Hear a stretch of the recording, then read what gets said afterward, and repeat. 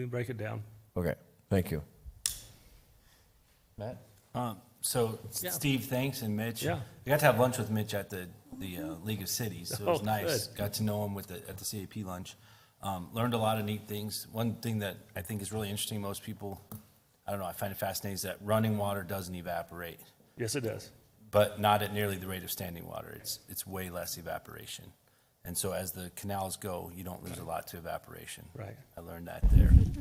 But I want to thank you, Steve, for serving, because I've talked to, Representative Martinez is a good advocate. Senator Shope has done a lot of work on it, and I got to meet Representative Dunn, soon to be Sure. Senator Dunn from Yuma, who has a lot of connections here, and he's really fighting for Right. our rights as well. Because one thing that really hit home, as you could see when you gave the makeup of the board, I mean, Right. you're a lone wolf. I am. In a way, right? I am. And I appreciate that, I am. but it's kind of, we really need to look out for ourselves here, because as you can see, we take the brunt of the cuts, and everyone else is happy except for Right. poor little Pinal County stuck in the middle of these two. So, Especially our farmers.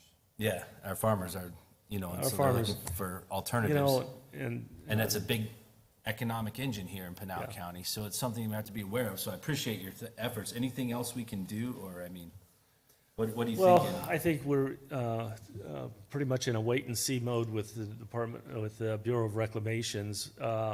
We, being the lower basins, have put forth what they think are reasonable ways to manage. And I think system loss is the biggest thing that probably comes to the discussions more than anything. You know, who's gonna take the responsibility for that system loss stuff? But the upper basin has put forth their ideas, and we're not even close. So I don't know where the Bureau will come down on this in the future, or how long it'll take. We hope sooner than later, because we'd all like to be able to move forward. 2026 sounds like it's a long ways away, but it ain't a long ways away. No. And we want to know how we're gonna proceed in the future, and what the future of our water is gonna be down here in Arizona. So, Just one more question, Steve, and as Matt said, you're the big bad wolf, so to speak.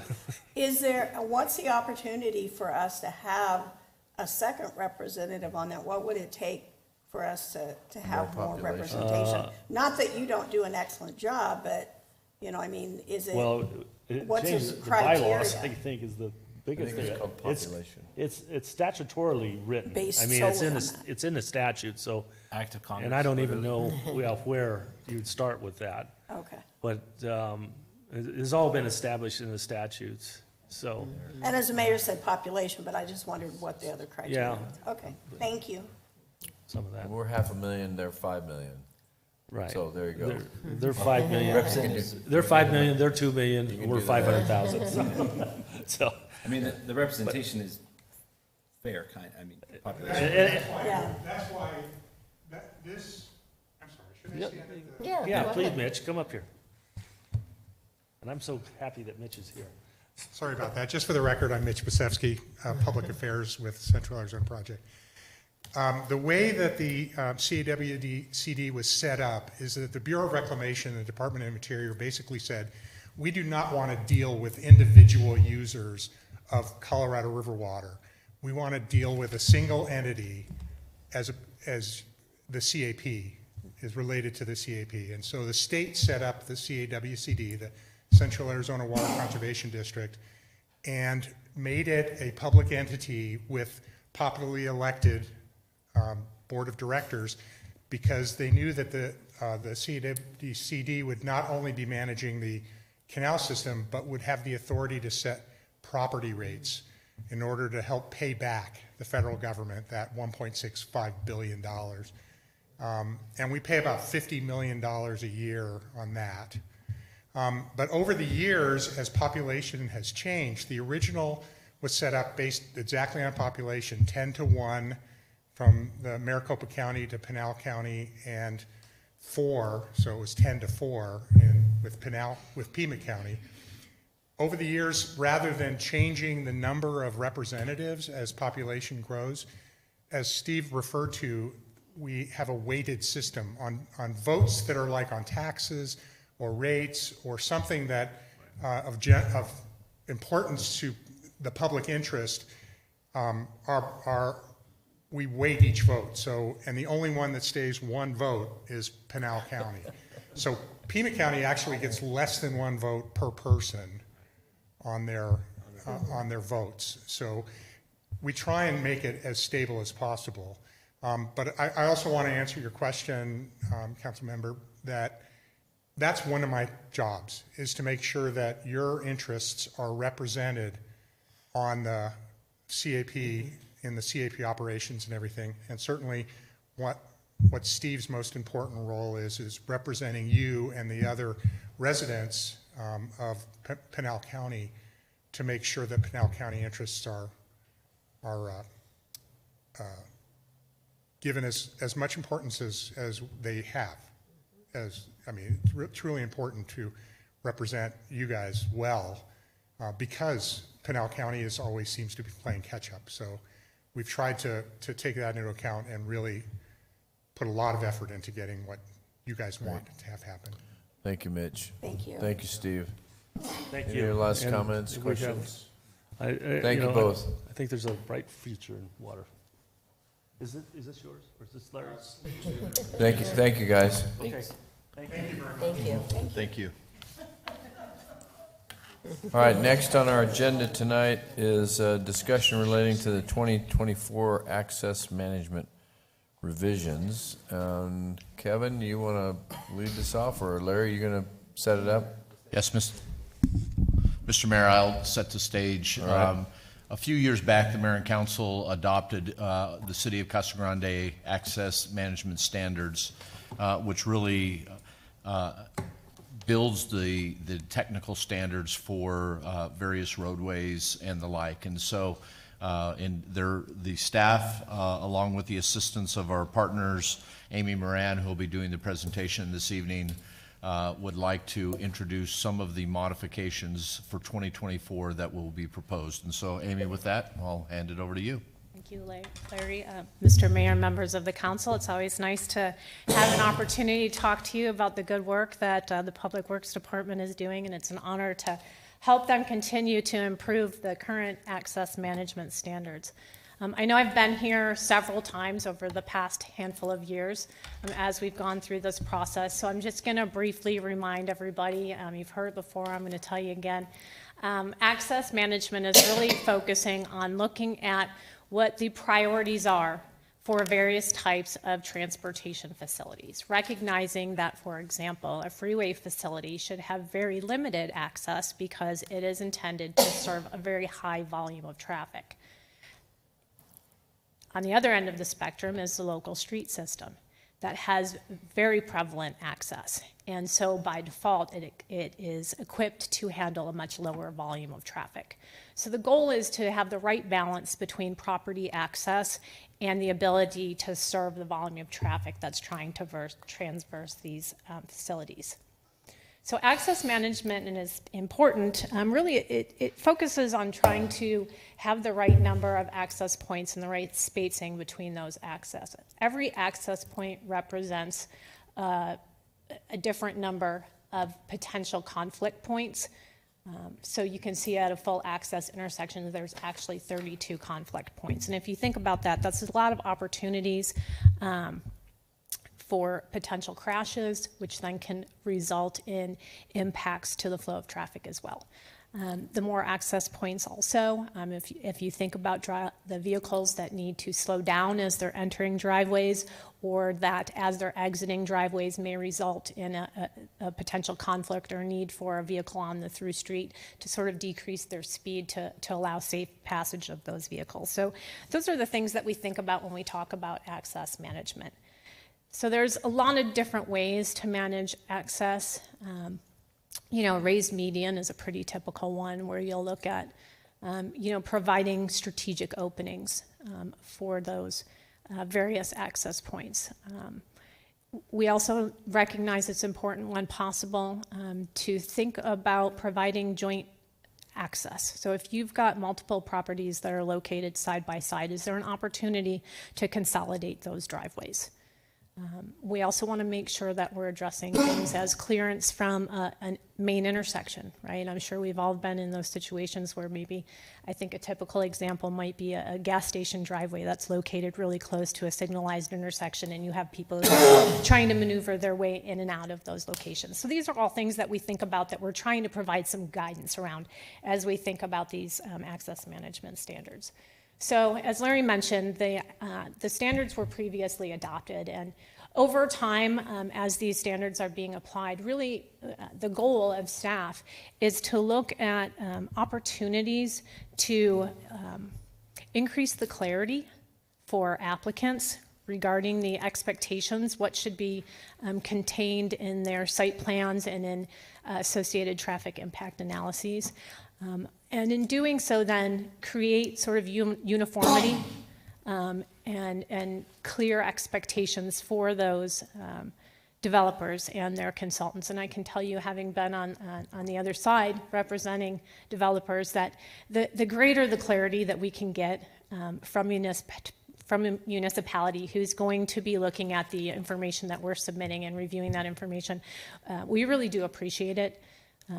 It takes away a little bit of the unknown in the process, right? That guesswork of, well, do we need to include this? Do we not need to include that? So that's really the goal. So a lot of the modifications that took place now was really just for that, to try to increase the clarity, make sure that the expectations for what should be submitted were consistent across the board. And so there were a variety of procedural changes and clarifications. There were also some technical specifications, particularly with regard to traffic impact analysis.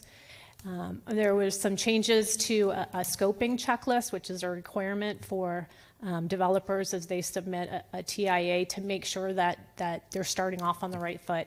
And then there's attachment to the access management standards that's kind of a summary that we made some changes to as well.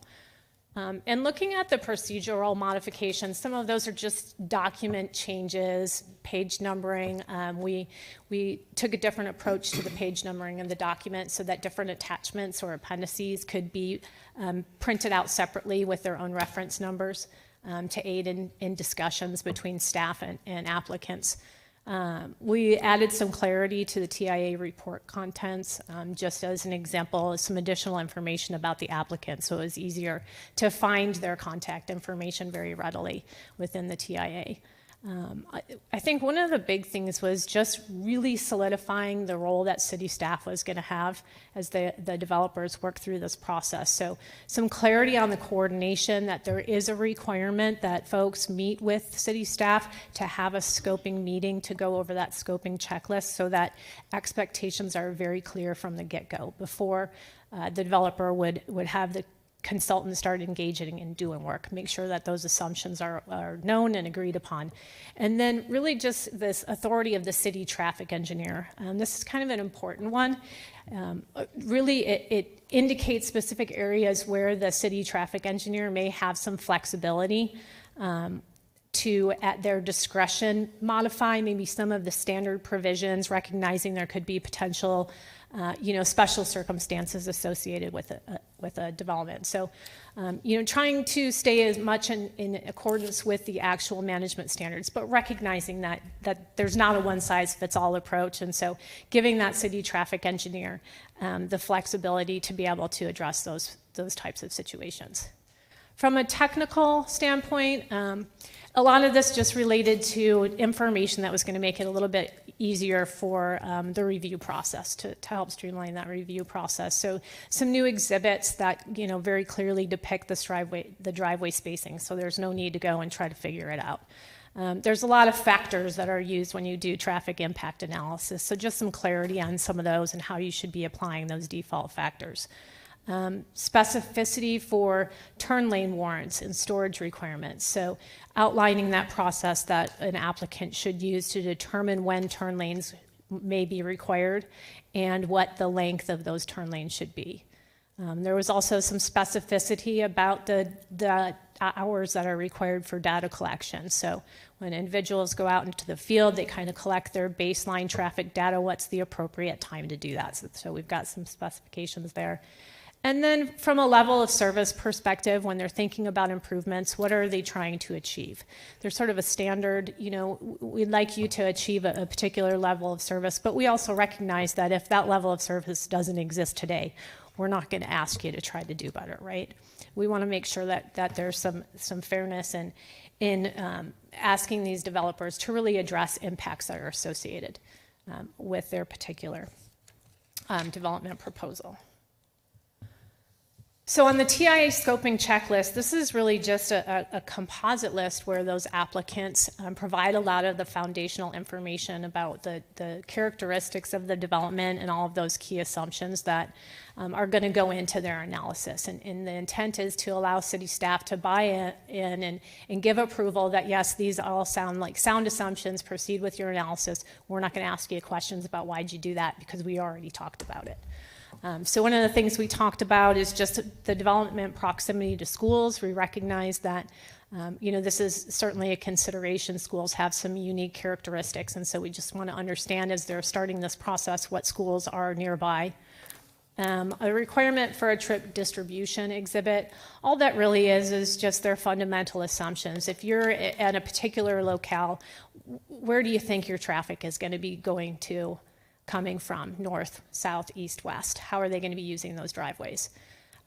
There was a 3-year horizon that's new. So for small developments, really just requiring them to look then after they open 3 years down the road, what might that look like? And then we added a TIA submittal checklist, which is really intended to help both staff and the applicant.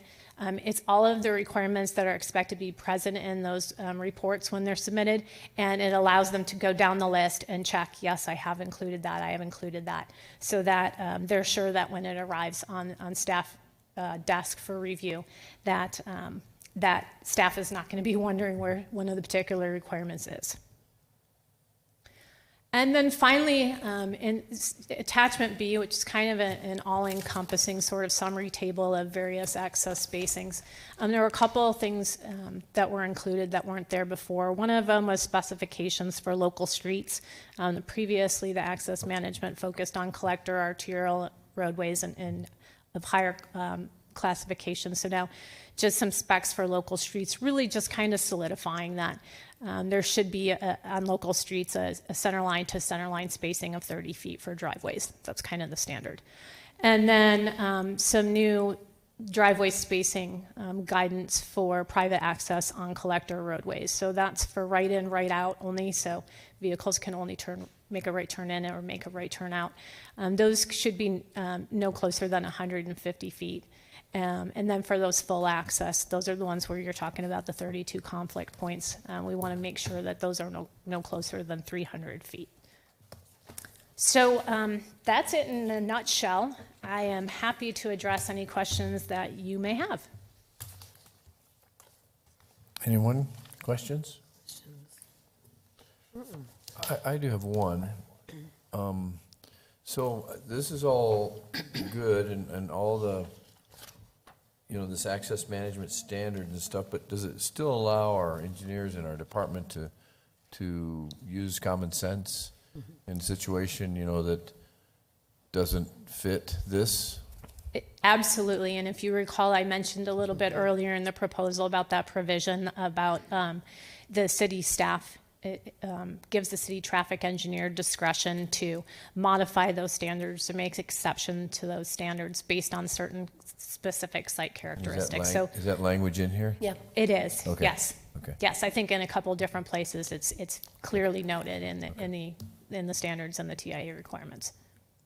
Because we are in the customer service business, so a lot of times, the round peg doesn't fit in a square hole. Absolutely. Okay. And I know you know that, Amy, so I'm just making a public statement. Matt? Yeah, so I did appreciate that about having the meetings before so everybody knows, because one thing that I hear a lot going back to our customer service is someone gets so far through the process and they're like, hey, you're changing the game on me right now. And now I can say, no, here, we had it in this meeting and here's what we laid out. So we know. One other thing for a lot of people I know I'm going to get asked from business owners, current, these are new standards going forward, right? So it's not gonna go to everybody and say, hey, yours doesn't meet the standards today. You're gonna have to change. So a couple of things. There's not a lot that has changed with regard to the actual access spacing standards. A lot of it is just clarity on the process. So moving forward, yes, of course, the expectation would be that that folks would follow this process. Of course, you can't say, well, we instituted some new procedures, but you started, 6 months ago, so go back. We understand that. But really the goal moving forward is to have this process. This is sort of a state-of-the-art practice for traffic impact analyses. So it's great to see the city taking this approach and cooperatively working with applicants so that everybody has a clear understanding from the, start. I too, like I said, I've been on the other side, and you get halfway through and then somebody's asking questions. So this scoping checklist is really a great thing. I mean, heaven forbid even you have a change in staff, right? And then they decide that they want something different. Well, if you already have a submitted and agreed upon scoping checklist, it really kind of sets that foundation for that as well. Thank you. And yeah, that was just for clarity. I mean, I knew that, but just so everybody knows. And then, because that's the thing I hear. I'm sure a lot of us, one of our biggest things now is traffic. So I'm glad that we're getting this. Thanks, Monier. Mayor? Yeah, go ahead, Bob. We hear a lot of complaints and criticisms about ingress and egress to schools. Are there special considerations when you're dealing with schools, like 2 lanes in and 2 lanes out? Are there options that we could and should be looking at any new builds? Well, that could be a topic of an entirely different presentation. I think starting with these at ground level expectations is certainly a great point of departure when you start to think about schools. To be quite frank, schools are a little tricky. A lot of it depends on what is their proposed circulation plan, right, with their site plan. How many entrance points are they going to have? What does their parking look like? Guidance for an elementary school is probably going to look a lot different than guidance for a high school because you've got a different pool of drivers, additional parking. So there are a lot of variables. One thing I can tell you as it relates to schools, right, something important would certainly be when you're doing your data collection, right, recognize that those schools are going to be peaking at different periods than some of your typical development. So we want to make sure that that assessment is coinciding with those timeframes when they're actually going to be experiencing their highest level of activity in the morning and then in the afternoon as well. Okay. And Amy, does this apply to any of the state highways? So access to state highways is generally going to have to follow permitting requirements if you're looking for a new access to a state highway. I think that is mentioned within the context of the access management standards. I think it would behoove Casa Grande to engage the state and if at such a time they're receiving an application, right, for something on a state road. Do we have a plan to do that? Because we have several. I mean, Pinal is one, 84 is another. Florence is also another on the other side of I-10. So we have 3 of them that intersect here. Dwayne's going to tell you about it. Go ahead, Dwayne. Thank you. So we deal very closely with ADOT on their roads, and they pretty well will follow our access control. So like I say, we have a great relationship with them. Okay. Thank you for that clarification. I just want to check because we're dealing with a whole nother agency, so.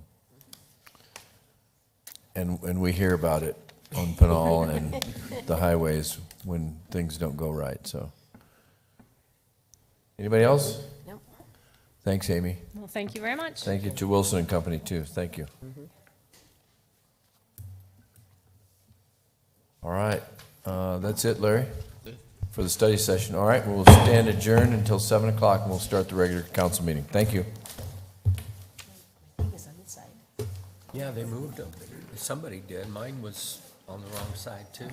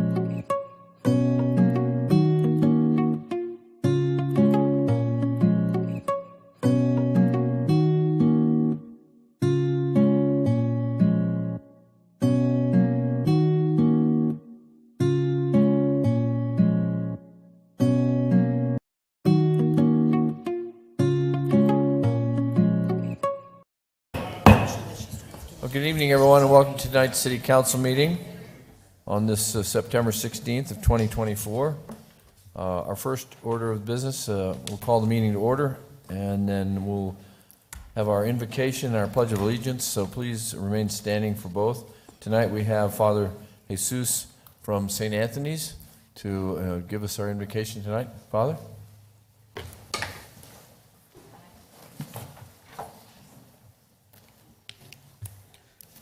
Almighty, ever-living God, in whose hands lies every human heart and the rights of peoples, look with favor, we pray, on those who govern with authority, that throughout the whole world the prosperity of peoples, the assurance of peace, and the harmony and justice be assured through the gift of your Son.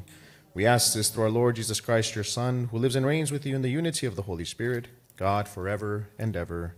Amen. Amen. I pledge allegiance to the flag of the United States of America and to the republic for which it stands, one nation, under God, indivisible, with liberty and justice for all. Thank you, Father. Thank you. What's your name? Anthony? Anthony. Tony Anthony. All right. Let the roll call show that all members of the council are present. So noted. All right. Next item is item C, our minutes. Mayor McFarland, I move that we approve the minutes of the council regular meeting of September the 3rd, 2024, as well as accept the minutes of the Community Service Advisory Board meeting of July 25th, 2024, and accept the minutes of the Planning and Zoning meeting of August 1st, 2024, and accept the minutes of the Arts and Culture meeting of August 6th, 2024, and accept the minutes of the Arts and Culture special meeting of August 14th, 2024. Second. I have a motion and a second. All those in favor signify by saying aye. Aye. Any opposed? All right. The minutes are approved. Next item is item D, our claims. Mayor McFarland, I move to accept and pay the claims for August 28th through September 10th, 2024 as presented. Second? Motion and a second. All those in favor, please signify by saying aye. Aye. Any opposed? All right. Claims are approved. Next is our meeting agenda. I do have one change. I'm going to move our reports, item N, to follow item L1. That one change for the agenda. Anybody else have any changes, Larry? Mr. Mayor, no specific change. I just want to remind everyone that item L1 has a public hearing that will be held in conjunction with the item. Right, it's under the public hearing, but it just doesn't say public hearing, right? Right. Yeah, okay. Anybody else? All right, seeing no changes, I'll entertain a motion to approve the agenda as amended. So move. Second. Motion and a second. All those in favor signify by saying aye. Aye. Any opposed? All right, the agenda is... Mr. Mayor? Yes. If I can, just for the benefit of those that may be here for the QT zoning case on McCartney Road, that item was postponed to October 7th at the request of the applicant. So that item will not be held if anyone's here specifically for that this evening. All right, thank you, Larry. All right, so that's approved. Next item we have actually is our special presentations. And we do have a couple tonight. The first one, in fact, I'll come down and we can embarrass the person who we're going to embarrass here.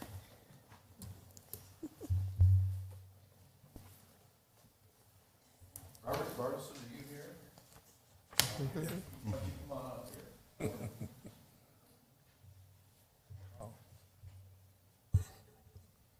So Robert's retiring.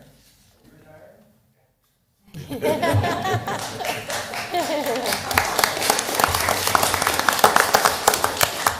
So tonight we recognize and honor Robert, who is retired from the City Public Works Department after 29 years of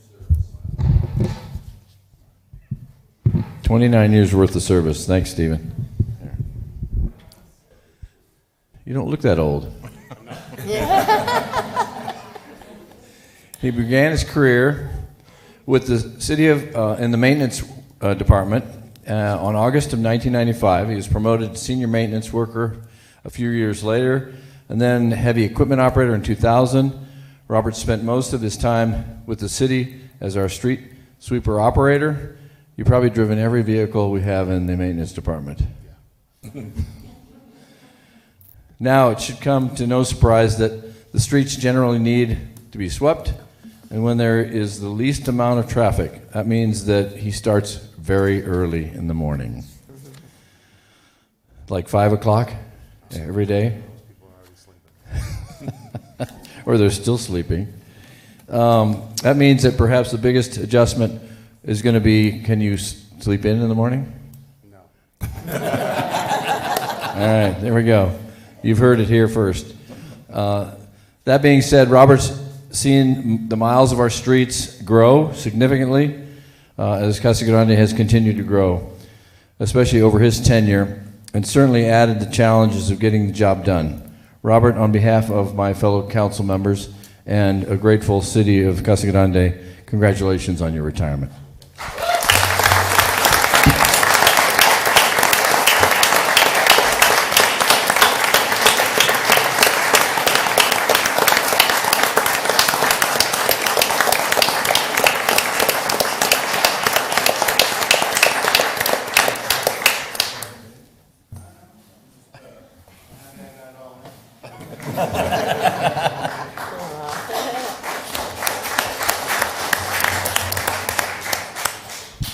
Just because you're retired doesn't mean you need to go away. So the next award actually we have tonight is from the Arizona Parks and Recreation Association. It's an award that recognizes outstanding program activity. And this particular award is being awarded to the city of Casa Grande and the folks really at Dorothy Powell Center and the activity that you guys all put on. And this particular program, which I just learned tonight, is the Glitz and Glam Senior Program. So can I have all the Glitz and Glam folks up here? And I know that we've got Raylene and Sarah and Isaac and the staff. Come on, you guys all come on up here. You're all getting this recognition, so come on up here.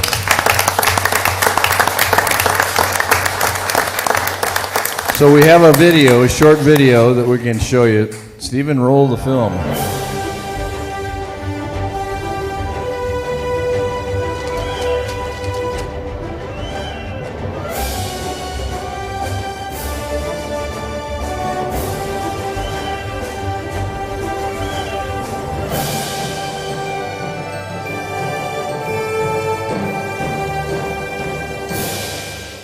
Roll out the red carpet and flash those cameras. Because the creme de la creme of the senior set is descending upon the Dorothy Powell Senior Center in Casa Grande tonight. This unforgettable evening, the center transformed into a dazzling extravaganza where nearly 100 seniors from the surrounding area relive their prom experience in style. For some, this event marked their very first prom. And what a night to remember it was. As attendees made their grand entrance down the red carpet, they were greeted with corsages and boutonnieres by the center staff, who ensured they looked their absolute best. The tables sparkled with linen tablecloths and decorations in shades of silver, gold, and crystal, setting the tone for a night of glamour and sophistication. Guests were treated to a sumptuous spread of food, photo opportunities, and a DJ spinning tunes from Frank Sinatra to Whitney Houston. And no prom would be complete without crowning the king and queen of the night. The city of Casa Grande's mission to improve the lives of the entire community by providing exceptional experiences is truly exemplified through events like this Glitz and Glamour Prom. Congratulations to the Dorothy Powell Senior Center on winning the Outstanding Active Adult Program Award. Congratulations. Can we get you guys up here? Can you come on up? We got to get the king and the queen in this picture. And all the seniors. Come on, all the seniors. You guys all come on up here. Yeah. You're all part of this. Oh my God, that's great. Shirt on purpose. Thank you, sir.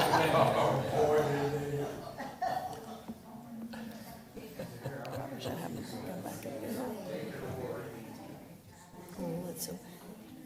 Dick would be sweet to say that, huh? Dick. Oh, yeah. Yeah.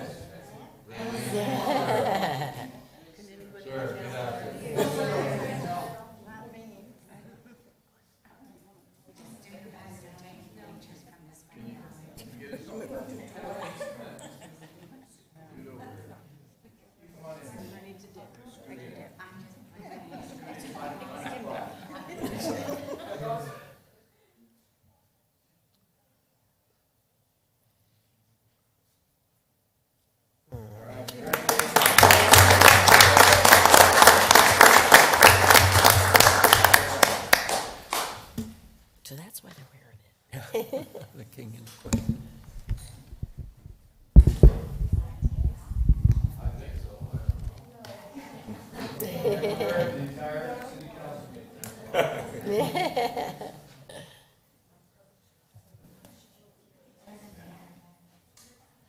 So cute.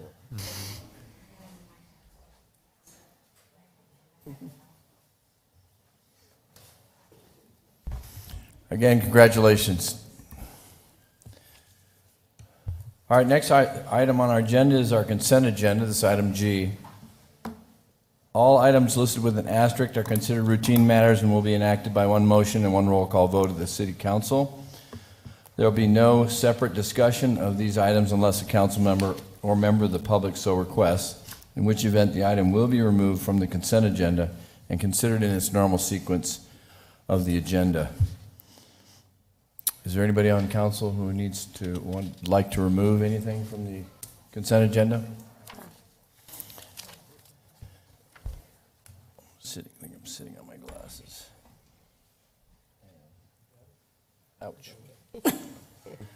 Anybody from the public want to remove anything from the consent agenda? Mayor McFarland, I would move for approval of the consent agenda as presented. Second? All right, I have a motion and a second. Yvonne, can I get a roll call vote, please? I almost called you Gloria. Councilmember Lavender, Yes. Councilmember Huddleston, Yes. Councilmember McBride, Yes. Councilmember Fitzgibbons. Yes. Councilmember Herman, Yes. Mayor Pro Tem Edwards, Yes. Mayor McFarland. Yes.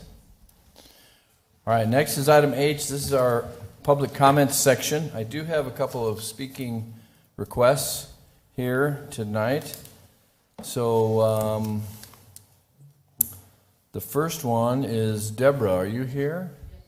Would you like to approach the podium and please state your name and your address for us and for the records. And please, just as a reminder, please keep your comments to about 3 minutes and understand it's not an agendized item, so we can't make any comments about it. Thank you. Good evening, Council. My name is Deborah Sinner. I live at 219 North Sunrise Circle here in Casa Grande, Arizona. I'm here to represent Casa Grande Street Rods this evening, which is at 896 West Gila Bend Highway. About a year ago, the city of Casa Grande paid a visit to all the businesses on the north side of Gila Bend Highway. They informed us that the city had no record whether or not there was city sewage or if they were on septic. So they did a dye test to discover which it was for all the businesses. Well, here about a year now later, we get an audit in the mail, and they said that they're going to back charge us for 6 years worth of sewage because they made a mistake and did not charge us. I have contacted some of the other businesses on our street, and 4 of them have already been contacted by the city with their past dues. I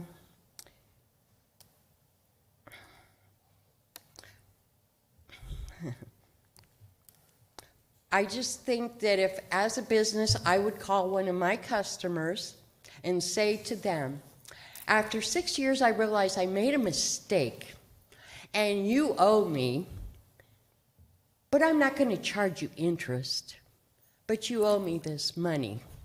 I think I would find it very unfair, very unethical, and very ridiculous if I did something like that. And I thank you for your time. Thank you.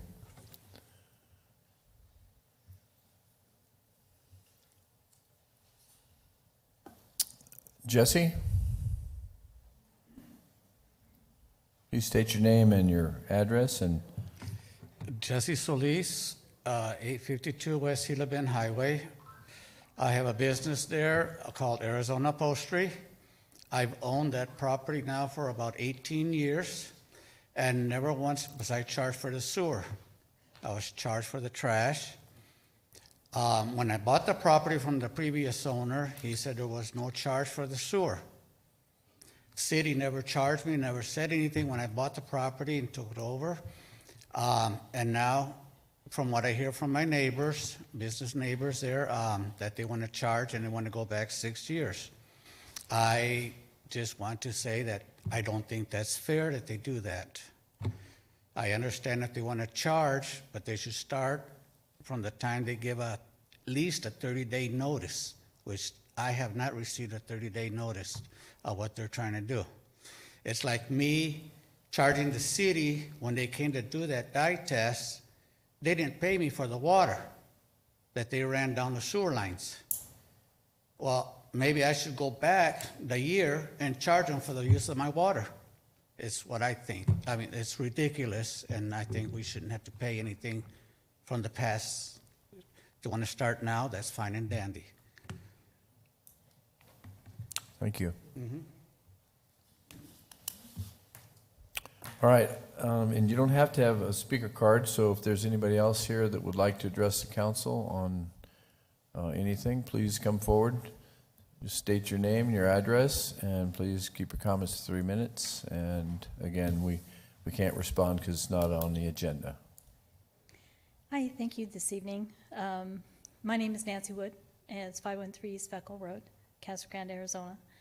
And I just came before you tonight because it's been a kind of a long summer. We've done a lot of new construction here in Casa Grande, the roads, businesses and things, and it's good to see, a lot of improvements and things like that. But I need to bring up the things that I've been advocating for, which is the burrowing owls, and that they've been really pretty impacted by a lot of the work this summer, in combination with that and the heat that we've had, which is hard on all of us. Anyway, we've had a lot of calls from residents that have seen the owls in danger due to the construction. And I have to say that many of the contractors and such that have been contacted have been very good and helpful with trying to work around those things. And I wanted to just come and say that with as many of the owls that we have throughout the area, that one of the things that maybe people could think about is proactively thinking about places for them to stay safely rather than waiting until there's a construction site and a tractor in front of them and trying to figure out how to take care of that, where if we could get places that had the space that was suitable, they could be man-made burrows that would be available for the owls to move into, so that when there was construction, they actually had a place to go and we didn't have to try and take them off and put them someplace else, because they're very adaptable. And places I think like Lucid and the mining company, there's been a number of different places where they've put in habitat that allows them to stay and survive through, and they're very beneficial because of the rodent control and insect control and things that they do without using pesticides and things like that. Plus, they're wonderful little creatures. And so I just wanted to make a public aware that if they ever see any owls that need assistance to be safe, And then think about places like some of the retention areas or your property that might be suitable for habitat, because there are rescues out there that can help, that have the means to supply the knowledge and the expertise and people that can help with that. So, thank you. Thank you. All right, is there anybody else?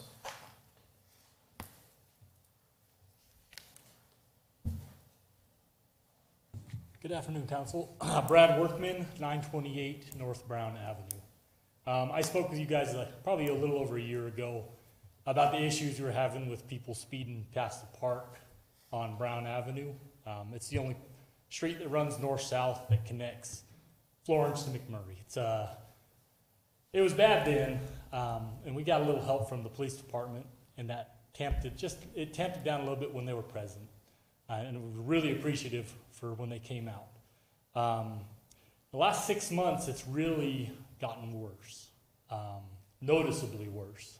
I sit out in front of my house, because apparently I'm that type of person now, and on a swing and watch the world go by. And a lot of times the world goes by a lot louder and faster than it should.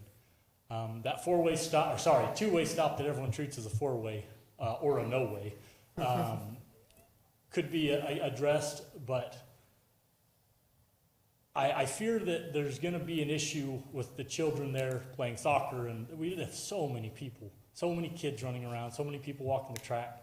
I fear it's a safety concern and a public annoyance to me, but I can't even let my kids play outside, out front of my own house, because I have people speeding down the street. I just want to bring that back up just because of the uptick that I've seen. Of the issue of speeding. I really think it'd be a wise idea to put in speed mitigation, if not all the way down Brown, but at least around the park, because that's a two-way stop. People will blow through it, not blow through it, they don't have a stop sign, but they'll go through it real fast, they go up Brown fast. Just to be aware of that. The other one is Carmack Nat Park itself. It's the city invested all that money, redid it, made a beautiful park. It's been destroyed. I don't know if you've walked the grounds recently. We've got busted gates at the skate park. You've got completely covered mural of graffiti now that we got all those grants for the skate park. You've got graffiti on every single light pole going around the park. The main sign to Carmack Nat Park had graffiti on it for 6 weeks before I went and bought a can of spray paint near the same color and covered it. Just to be aware, our money's being wasted on our parks if we're not keeping our parks nice. That's about all I have. Thank you, Council. Thank you.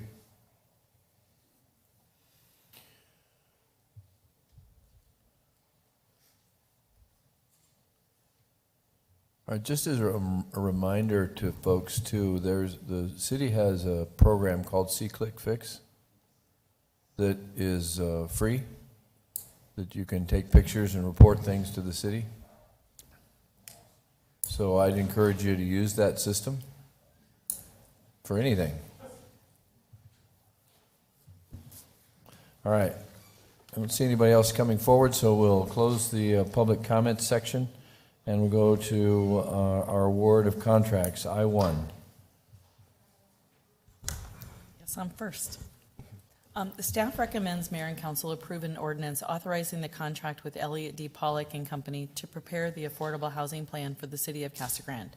The city of Casa Grande advertised a request for qualifications for professional services to prepare an affordable housing plan, and we received 5 proposals.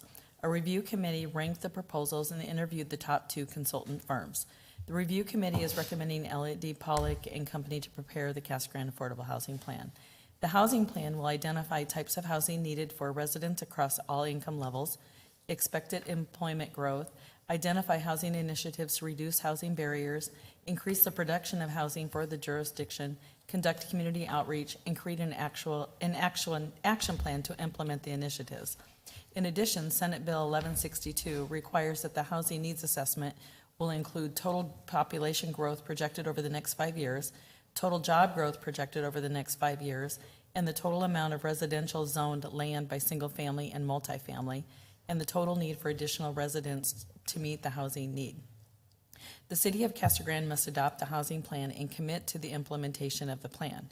The cost of these services will be $106,350. We received a grant for $107,000 from the Arizona Department of Housing to hire the consultant to prepare the plan. The contract with Elliott Pollock will be 100% covered with grant funds.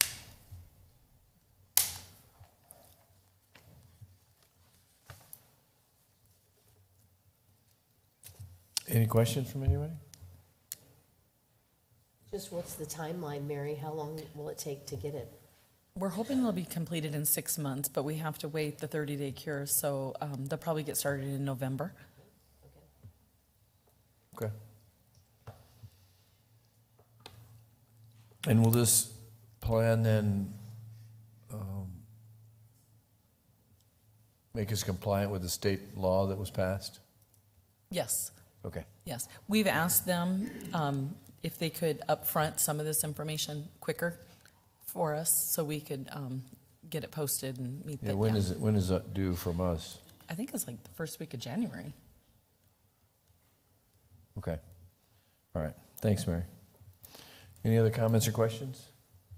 All right, seeing none, then I'll entertain an ordinance number, please. Yvonne?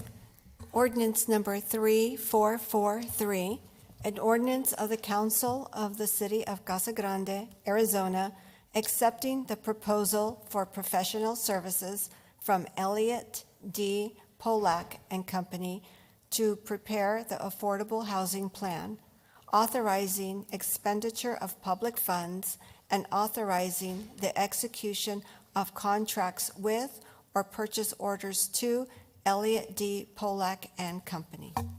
Mayor McFarland, I move to approve ordinance number 3443 as presented. Second.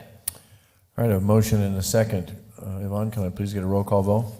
Councilmember Lavender, Yes. Councilmember Huddleston, Yes. Councilmember McBride, Yes. Councilmember Fitzgibbons. Yes. Councilmember Herman, Yes. Councilmember Edwards. Yes. And Mayor McFarland. Yes. All right, next is I-2. This is accepting approval resolution number 5695. Kevin? Thank you. Staff recommends that the mayor and city council award a contract with Southwest Slurry Seal Incorporated, and this is for the asphalt rock dust palliative reinforcement project, which includes Treckle Road, Erica, and Isom roads, and those are all south of I-8 in our undeveloped area. Very low volume roadways, so the slurry seal treatment that we're going to be putting down on that roadway is an effective treatment that will help extend the useful life of those surfaces out there out into the future. They're currently a double chip seal, and this will be a little smoother surface on top of that, so it'll definitely improve the rideability. We're looking for. How far down will that go, Kevin, on Treckle? I'm not sure the exact roadway. It was on the map that was in the Hauser, okay. presentation, so you can take a look at that and see how far south it thank you. goes. Believe it's 1.5 miles Okay. south of Isom. I-8. We did budget $500,000 for this project, and the contract came in at $490,013. So with that, I'd be happy to answer any questions. Questions, council? Okay, thank you, Kevin. Seeing no questions, then I'll call for resolution number, please. Yvonne? Resolution number 5695, a resolution of the Council of the City of Casa Grande, Arizona, accepting a proposal from Southwest Slurry Seal, Inc. for the asphalt rock dust palliative reinforcement project, authorizing the expenditure of public funds and authorizing execution of a contract with or purchase order to Southwest Slurry Seal, Inc. Mayor McFarland, I move to approve resolution number 5695 as presented. Second. All right, a motion and a second. Yvonne, can I please get a roll call vote? Councilmember Lavender, Yes. Councilmember Huddleston, Yes. Councilmember McBride, Yes. Councilmember Fitzgibbons. Yes. Councilmember Herman, Yes. Councilmember Edwards, Yes. Mayor McFarland. Yes. All right, we'll move to item I3. This is a development agreement between the City of Casa Grande and Changchun. Yes. Richard? Good evening, Mayor and City Council members. Tonight, staff is recommending the adoption of ordinance approving a development agreement between the City of Casa Grande and Changchun LLC and authorizing the city manager to execute the final development agreement and other documents related to the project. The city has been working with Changchun to negotiate the final version you have before you tonight for quite some time. In summary, the Changchun has agreed to construct and operate approximately 400,000 square foot manufacturing facility that represents close to $200 million in capital investment, and initially hire up to 50 to 75 employees with plans to expand to 200. In return, the city will be providing limited construction sales tax credits. We'll support their efforts to apply for an FTZ subzone and make improvements to Burris Road and Clayton Road, which will also benefit the development of the whole area. And as you've driven by there, you've seen some of that construction already underway. Changchun represents the first of what we hope will be many new innovative tech companies that will directly support the semiconductor industry that is experiencing tremendous growth in the state, the TSMCs, Intel, and there's several other companies that are looking or have already located in Arizona. This will help diversify our local economy and help attract additional high-tech and supply companies to our community. Fiscal impact of this project is significant. The development agreement requires Changchun to complete its first building no later than 12 months from the effective date of this agreement, with an opening for business no later than 18 months from the effective date. And as you've been out there, you've seen that it's well underway, so they should be able to accomplish that. The city, it's important to note, the city incentives are performance-based, which requires Changchun to perform through capital investment in Casa Grande and the creation and staffing of new full-time jobs. With that, I will be happy to try to answer any questions you might have. Any questions for Richard? Mr. Mayor? Yeah. If I can, I just want to make sure that the mayor and council is aware that Dennis Chen and Manjula Vaz are here from the applicants this evening. I don't know if there's any specific questions you may have of them. It sounds like this is a straightforward decision, but wanted to make sure they were recognized. Welcome. Thanks. I just have a comment so everybody knows that we've kind of come up with a standard for these things, and Arizona doesn't have a lot of economic development tools. This is one of them, but it's something that we do for all of our major developers, and based on employment, based on investment. So it's a very fair thing, and it helps the city as well. And it's not that we just do it just for them. We look at these for all of our major industrial developments. So it's important that we do this, and also it's just a good thing to do to help build our city, because when they're making that kind of investment, it's up to us to do our part of it too, just like we do for all the other businesses in town. Good point. If I can, Mr. Mayor, just add one particular comment to Councilmember Herman's feedback, and Mr. Wilkie mentioned this as well. These are performance-based incentives that ultimately are tied back to public infrastructure that ultimately will be city ownership or development impact fees, which I think is the key element of the transactions that the city of Casa Grande works on. Right, so the dollars that we spend go into public infrastructure. Okay. Anybody else? Any other comments, questions? And thank you for being here. All right, seeing none, then I'll consider an ordinance number, please. Ordinance number 3445, an ordinance of the Council of the City of Casa Grande, Arizona, approving a development agreement between the City of Casa Grande and Changchun, Arizona, LLC, authorizing the use and/or expenditure of any funds necessary to satisfy the requirements of the development agreement, and authorizing the city manager to execute the development agreement and other documents reasonably necessary for the purpose of implementing the development agreement. Mayor McFarland, I move approval of resolution number 5696. No, No, 3, 4, wrong 4, number. 5. It Oh. was changed. It's changed to 3, 4, 4, 5. 3445. Ordinance. Sorry, there were two agendas that were sent out, if you didn't. Ordinance number 3445, There you go. as presented. Second. Oh, you had the updated one. I got the old I one. picked the right one. All right, I have a motion and a second. Can I please get a roll call vote? Yvonne? Councilmember Lavender, Yes. Councilmember Huddleston, Yes. Councilmember McBride, Yes. Councilmember Fitzgibbons. Yes. Councilmember Herman, Yes. Mayor Pro Tem Edwards. Yes. and Mayor McFarland. Yes. Right.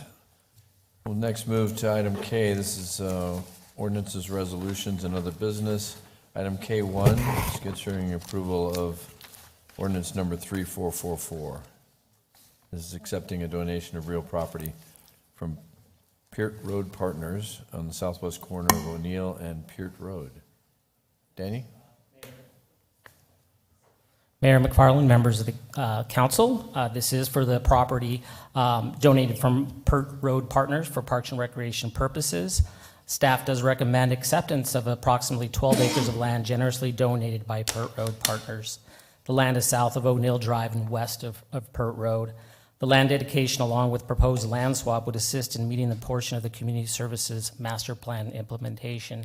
If you recall, that was adopted back in summer of 2023 with some different components of recreation south of the community center, which would be a dog park, playground area, open space for us to complete. If we don't get the land swap with that, we still could develop some of the land where the current land that is donated. The Peart Road Partners has been willing to donate to the city at no cost to the city other than the standard closing costs. The donation will allow the city to build parks and recreation facilities in that area without having to purchase any additional land. City staff has been working with both Peart Road Partners as well as the owner of a property just south of the community center to allow for the land swap, which would ultimately allow the city to own the property for the recreation center. Let's see here. If the council approves acceptance of this donation, city staff will be bringing an additional action at a future council meeting to allow for the land swap. This action is only to accept the land. Any community services development on the land will require council approval along with funding approval. With that, is there any questions? Questions, anybody? Danny, how much acreage is it? 12 acres. 12 acres, over 12 acres, close to 13. So That's wonderful. Yeah, about 12.9, I believe. Yes. And the idea is that we would actually swap this with the acreage that's just south of the rec center. Correct. So this is the first phase of the land swap. So the initial developer is donating this land, and we're going to swap it with another developer so we can get the land that's contiguous to our recreation center. Wonderful. Thank you. Yeah. Thank you. Great. Thank you, Danny. All right. Any other comments, questions? All right. Seeing none, then I'll entertain an ordinance number, please. Ordinance number 3444, an ordinance of the Council of the City of Casa Grande, Arizona, accepting the donation of real property from Peart Road Partners, LLC, at the southwest corner of O'Neill and Peart Road, and execution of contract and acquisition documents by the city manager. Mayor McFarland, I would move for approval of ordinance number 3444 as presented. Second.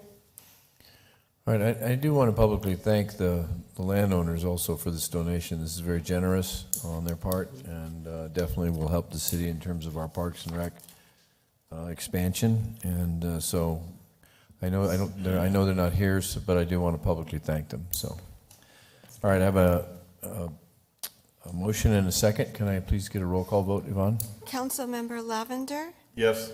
Councilmember Huddleston, Yes. Councilmember McBride, Yes. Councilmember Fitzgibbons. Yes. Councilmember Herman, Yes. Mayor Pro Tem Edwards. Yes. And Mayor McFarland. Yes. All right, next is item L. These are public meetings, public hearings. And the first item on here is a public hearing. It is item L1. This is considering the approval of resolution number 5697, which is our community development block grants and consolidated performance evaluation report. Staff Mary? recommends approval of the program year 2023 Community Development Block Grant Consolidated Annual Performance Report. I know it's a lot. Evaluation report, CAPER. The CAPER outlines the accomplishments and activities conducted last fiscal year. The City of Casa Grande prepares this report as required by the federal regulations. The report details project accomplishments as well as expenditures through the period of July 1st through July 30th of 2024. The Community Development Block Grant report is to measure what extent the jurisdictions are meeting priority needs, goals, and strategies as outlined in the 2020 through 2025 consolidated plan. This report is due to HUD on September 30th. A 15-day public comment period on the report began on September 1st through September 15th, 2024. A copy of the CAPER was posted online, and a hard copy was also available at the Community Development Office to give the public an opportunity to offer comments. We didn't receive any comments. I just wanted to highlight a few things. Okay. So our total allocation last fiscal year was $462,638. As you hear me say a lot, we have requirements for the public services sector of the grants. As we can maximize only 15% can go to public services. So last year we funded the Opportunity Tree for a supportive aging program for $7,560. They served 19 residents. Seeds of Hope, their Angeles de Esperanza program, we gave them $16,920 and they served 45 clients. Community Action Human Resource Agency for their Casa Grande homeless services, $15,332. They served 52 residents. The Boys and Girls Club, Lancola club membership scholarships, $4,725, and they served 67 children. Against Abuse, Housing and Support for Abuse Victims, they received $18,243, and they served 35 women and children. And the Casa Grande Police Department, the Homeless Outreach Team, $6,615, and they reached 37 residents. Also in that, we had infrastructure and public facilities. The Community Development Owner-Occupied Housing Rehabilitation Program received $75,000. We completed 4 projects with the Arizona Department of Housing Funds in conjunction with those funds. Planning and Development for Code Enforcement, they received $69,503, and we estimated about 13,000 residents because of the 3 different target areas that they serve in Casa Grande. The Opportunity Tree is working on facility improvements. They were installing new windows and an air conditioning unit at their facility down on First Street. That was $38,136. And Public Works, the sidewalk improvement on the west end, $118,000, and that one's still in the design phase. And then Planning and Administration, 20% max, $92,527 for administration of the program. For the households and persons served, we use this income as data is obtained to determine eligibility for the following services: CARA, City of Casa Grande Owner-Occupied Housing Rehab, Seeds of Hope, Boys and Girls Club, the Opportunity Tree, I have Boys and Girls Club twice, sorry, and Against Abuse. Other service eligibility for public infrastructure, homeless intervention and outreach, and code enforcement activities are based on census tract data or limited clientele. So you can see we serve extremely low income is our highest target area, which we are supposed to be doing. So 156 residents served. Low income, 52. Moderate income is 48. So current projects, of course, the Boys and Girls Club, their after-school program. And I just wanted to highlight another housing rehabilitation project that we had completed. You can see on the very first picture, they had a bathtub with the doors. Gentleman had accessibility issues and could not get into that bathtub. So we tore the bathtub out and then built him a walk-in shower. Sorry. And in the front of his house, there were 3 different levels that he had to climb, and he had mobility issues and was unable to do that. So you can see from the first picture, there were 3 different levels. We took all of those levels out, redid his front porch, and then put a wheelchair accessibility ramp in there for him. Any questions? Nice job, Mary. Thank you. Anybody have any questions? I've been in these houses and they're like brand new. I mean, of course, a lot of times they are brand new. So it's a good program, especially for some of our more needy part of our community. So thanks for all the work you do. Thank you. All right, seeing this is a public hearing though, so I will open the floor for any public comments. Is there anybody here who would like to address this issue? This is item L1. All right, seeing no one, then I'm going to close the public hearing and call for a resolution number, please. Yvonne?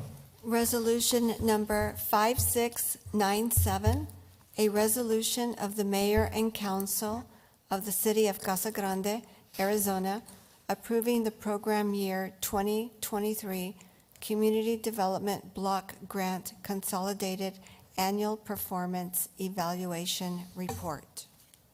Mayor McFarland, I move that we approve resolution number 5697 as presented. Second. Motion and a second. Yvonne, can I please get a roll call vote? Councilmember Lavender, Yes. Councilmember Huddleston, Yes. Councilmember McBride, Yes. Councilmember Fitzgibbons, Yes. Councilmember Herman, Yes. Mayor Pro Tem Edwards, Yes. and Mayor McFarland. Yes. All right, that concludes most of our business tonight. We'll do the reports and move them up here after L1. So I think I'll start over to my right, Bob. No report, Mayor. All right, Lisa? Mayor, I wanted to talk a little bit about the Biz Outlook. You gave an update at the chamber, Biz Outlook of all the things that are going on in town. And so, you know, it's just so exciting to drive around and you see all this activity, whether it's in the industrial area, you know, housing. You talked about all the housing that's coming available and they're starting to rent some of the apartment complexes and some of the retail businesses. You know, Sunday I just was out doing my errands and stopped at Burlington, stopped and got a sundae at Freddy's, and stopped at Jerry Seiner, of course, is moving up there at the old Sam's Club. I didn't buy a car, but you know, but it's so nice to have this growth, and you know, people are always asking about amenities and services and everything, so it's great to see. Jersey Mike's is coming. I'm super excited about that. The sign's up. I don't know when that's going to happen, but great job updating the community on what's going on. This time of year, of course, there's a lot of activities. You know, it's Hispanic Heritage Month, and so this next month you're going to see a lot of activities. I was in Eloy this weekend. They had a great Fiestas Patrias celebration, so it was good to be there with them. And then I went to Almari right here in Casa Grande. They had a great fiesta this weekend, was there. And so we have several activities that are going to be here in the city of Casa Grande. So please get on Casa Grande Main Street and the city's website. The Celebra Fiesta is going to be this Friday. So please join us. Everyone says there's nothing to do. Come join us downtown. There's a lot of entertainment and food trucks, piñata, you know, walk, and a lot of activities. So everyone come down on Saturday downtown. So the 9/11 event is going to be Saturday. So that is at Ed Hooper Park. Yeah. So thank you to Scott McEwen, the school district, and all the volunteers that are going to be participating in that great event. There's 300 people registered. Yes, 300 people. That's amazing. So yeah, really, really good. And then Councilmember Lavender, I know you're going to go on this, but I love going to these, you know, these football games, and it was so great to see the crowd again at Casa Grande Union football game after, you know, the incident. And I just want to thank you again for you and your staff and your players and the parents for being there and being so supportive, and to Casa Grande PD for all of the support. I mean, there were so many police officers there, and, you know, people were just happy to be there and show, you know, our you know, fans and the other teams, yeah, that we do behave. And this is just an isolated incident, and we are moving forward. So it was great to be there. And of course, having all the bands, it was band camp day from the junior highs, and the kitty campers, so there were so many people. So, Casa Grande came out with a big win, and I know Vista Grande won too, and I'm gonna try to get to their game next. So again, thank you for everything. It was just a really good weekend, a lot going on now that we're kind of getting into fall. I don't know if we're ever gonna get there, but. Tomorrow. Fall Tomorrow. will be tomorrow. Right. And then it'll be hot again. I know. So that's it for me, Mayor. Okay. Anthony?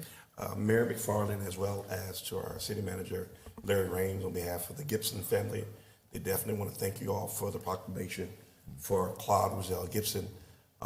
Surely do appreciate that. We did a presentation at the local church, and so I just want to, on behalf of the family, thank you all so much, and the city, for all the things, the good things said about this longtime citizen of the city of Casa Grande. I know the family was they were crying left and right, but they want to be just so thankful for all that you all do.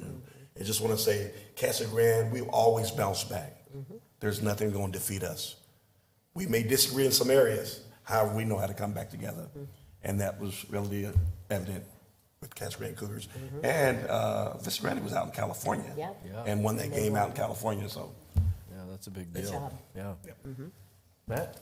Thanks, Mayor. Just again on the day of service, also it's important to register through the city's website or the volunteer website because they're trying to get a head count for hot dogs for lunch because you do get a free hot dog. So Mr. McEwen told me make sure and have everybody register for the hot dog count. And the reason it is moved is because of the victorious, the Vista Grande Spartans were out of town, so they want to make sure that all the high school teams could be included in the day of service, which I think is very cool.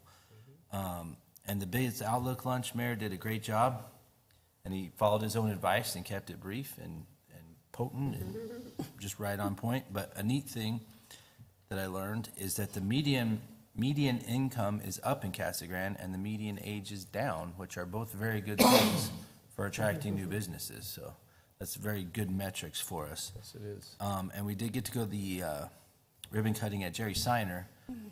And eventually Jones Auto Group's going to be out there at what we call the old Sam's Club, but now is the Auto Center. And I would never have imagined what they could do with an old Sam's Club to make, to make car dealerships. It's very nice.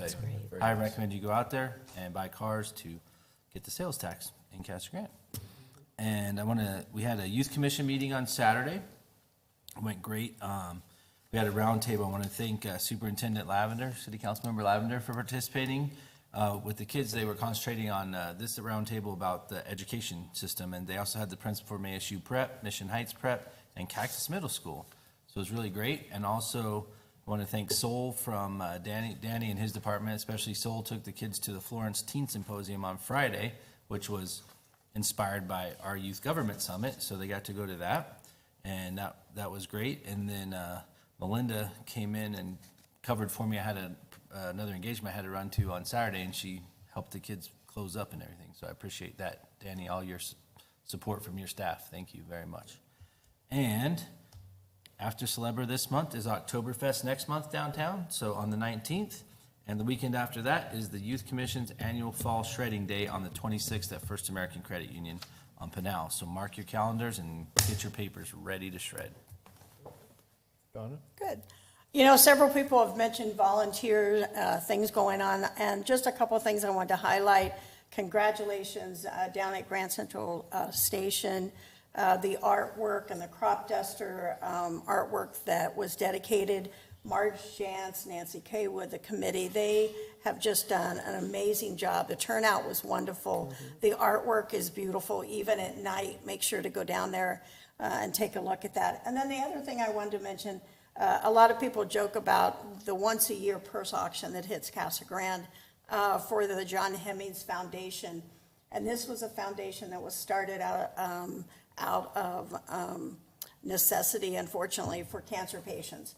And this year they raised over $40,000 in one night, and they've actually raised almost $250,000. And all of the money stays in Casa Grande and the surrounding areas in Pinal County to help with our citizens. And I think that I've had 5 different individuals that have been able to be helped with care going through. So thank you for the volunteers that put that on every year. And I think that we do have a lot of activities in Casa Grande, but the heart of who we are is what we give back, and the volunteerism and the things that we do, not just as city staff, but as citizens, is so important. So I just encourage over the next couple months that if you haven't found a place to volunteer, like the mayor's reading program that is this Wednesday, there's plenty to do. So if you need something, let us know, and we'll make sure that we find something for you to do. Look on our website.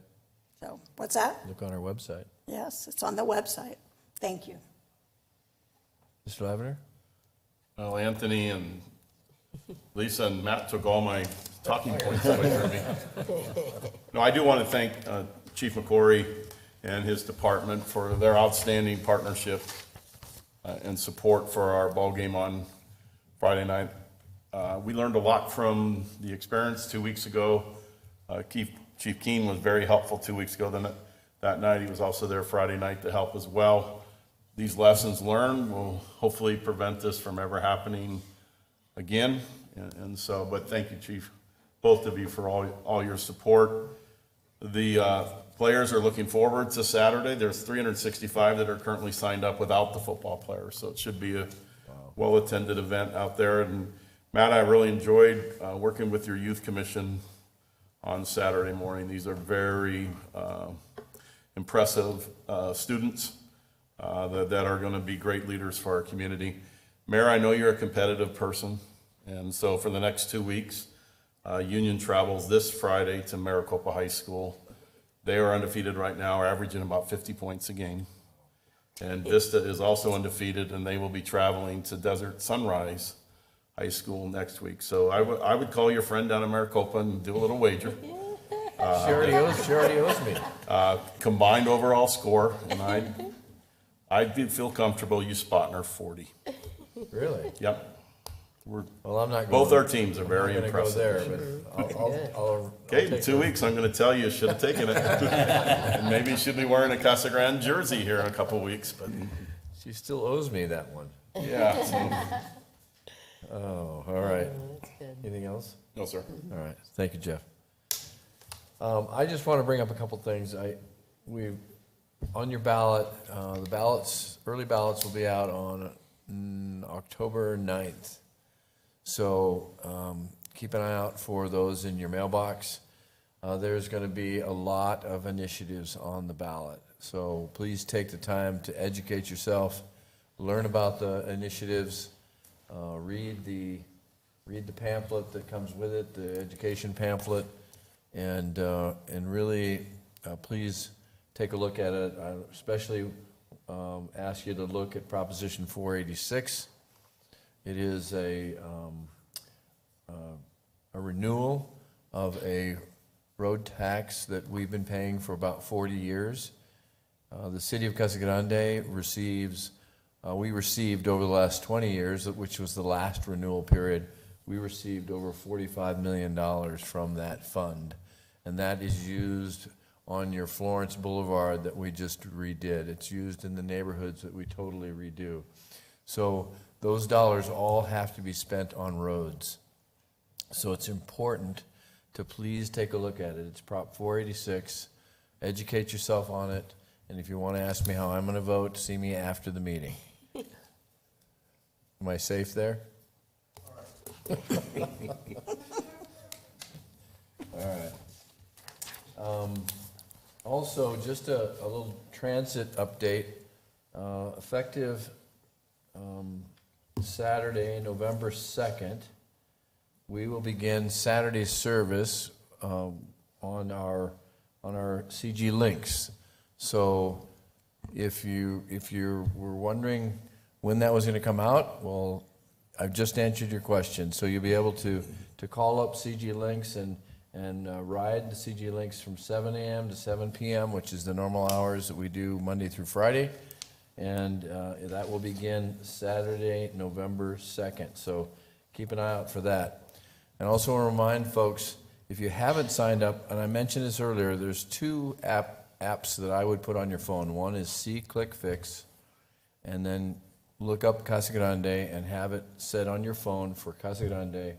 And if you see graffiti, you see something, a piece of furniture that's on the side of a road, you take a picture of it, you send it to us, and we will pick it up. We will take care of it. If you see something on a light pole and it's graffiti in the park, take a picture of it, it geocodes the location, and we will come fix it. Okay, so it's a great program. If you have not, put that on your phone. See, click, fix. The other one is the CG Alerts. And CG Alerts, you can find all these on our website.